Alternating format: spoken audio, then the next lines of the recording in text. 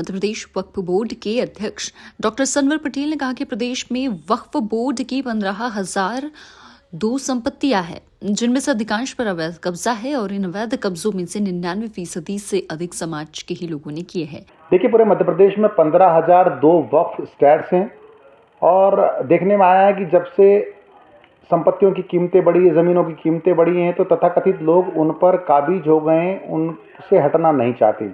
पटेल ने माना कि वक्फ बोर्ड की संपत्तियों का पुराना रिकॉर्ड जिस तरह से व्यवस्थित होना चाहिए वह नहीं था। अब वक्फ बोर्ड इस रिकॉर्ड को संकलित कर रहा है। वक्फ बोर्ड को तो इसका हिसाबात तक नहीं आता है। न केवल पैसा तो नहीं आता है, पैसे के साथ साथ हिसाबात भी नहीं आते हैं, चंदा निगरानी नहीं आती है।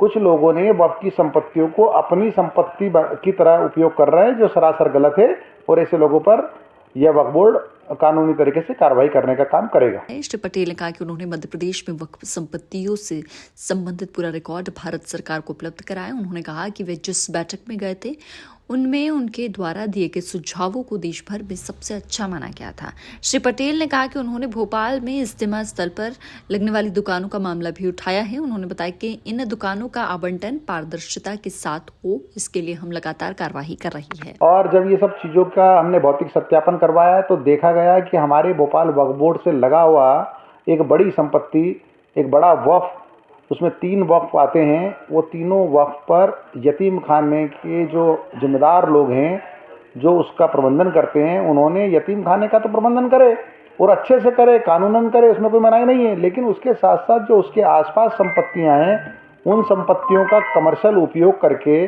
सैकड़ों दुकानदारों को बिना पट्टा अधिनियम का पालन करे, बिना उनका पुलिस वेरिफिकेशन करे, बिना किसी पारदर्शिता के यहाँ देश भर के दुकानदारों को दुकानें दी गई है। बहुत अच्छी बात है अगर वो लोग अच्छे हों तो, लेकिन अगर उसमें से कोई गड़बड़ निकले या कोई गैरकानूनी काम हो जाए तो इसकी जिम्मेदारी किसकी होगी? जो संपत्ति का मालिक है उसकी होगी।